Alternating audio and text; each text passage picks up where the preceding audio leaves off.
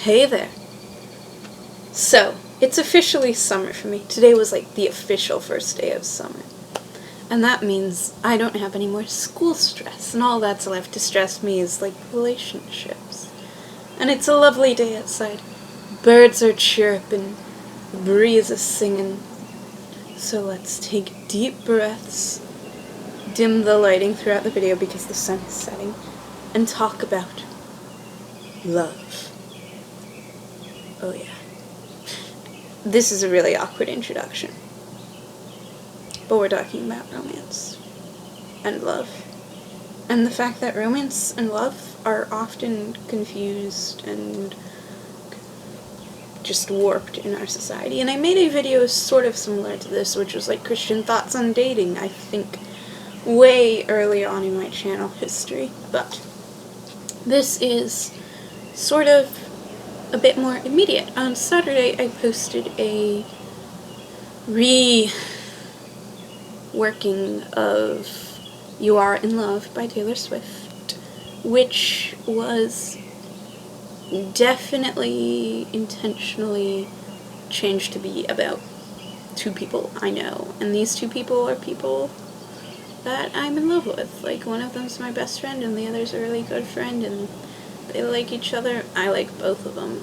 And they're being really mature about this whole thing and, like, working it out over time. And I think they're approaching datinghood, but I don't know if they are or not. And frankly, I'm not gonna pressure them. And here's the thing. Loving people platonically can be just as important, if not more important, than loving people romantically. And loving people romantically can be just as important, if not more important, than loving people sexually. And so this is, what's really cool about being on the internet is I learn all sorts of, like, discoursey stuff.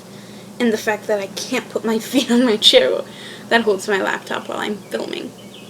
But so, on the internet, I've learned about things like asexual people and aromantic people. I don't want to say things like, I've learned about things like asexuality and aromanticism, or about aromantic and asexual people. But aces and arrows are not things. I mean, there's the playing card ace, but they're not things. They're people. Let's make that clear. But so that has sort of helped me sort out the differences between, like, sexual attraction and romantic attraction, and the different ways that society places this whole weird value on sex as the epitome of a romantic relationship, when you don't need sex to validate a relationship at all, even a marriage. I know history is full of things where, like, the consummation of a marriage makes it true and valid, and you can get divorced if you haven't consummated it, but not if you have. Whatever. That's not true. You're married when you sign legal documents dictating such. And here's the thing. Romantic love is messy and frustrating, and I am pan-romantic and pansexual, and it's something in my life, and so is sex. But it's not something I want in my life because I value it more than friendships. And it's not something that I think is exclusive from friendships. Like, I think the idea I have for both myself and for everyone is you want to wind up married to your best friend.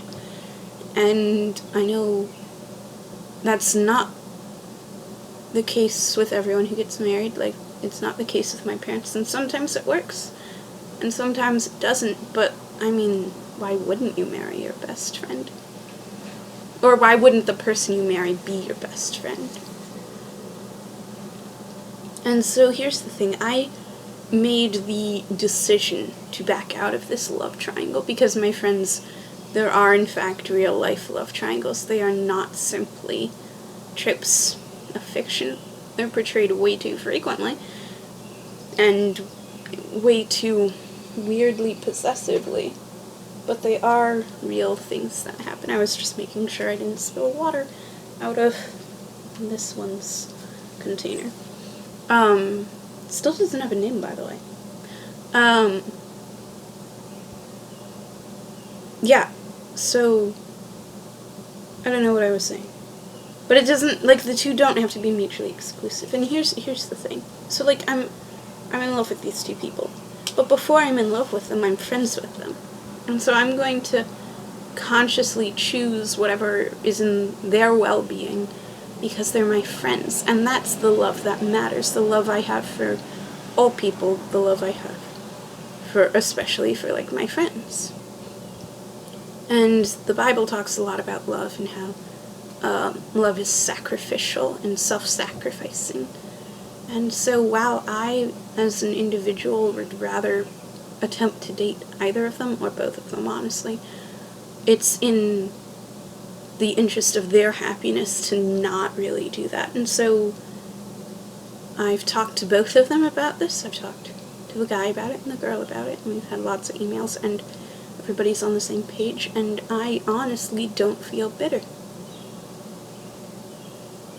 And so if you're in love with these people, or not these particular people, I mean, if you are in love with these particular unnamed people, or if you're in love with anybody else, whether or not it's reciprocated and whether or not it is more complicated than just you two, I encourage you to ask yourself, do you really, like, love the person?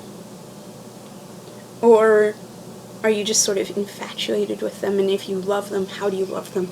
Do you love them in multiple ways? Why? And then what do you want to do with this love that you have?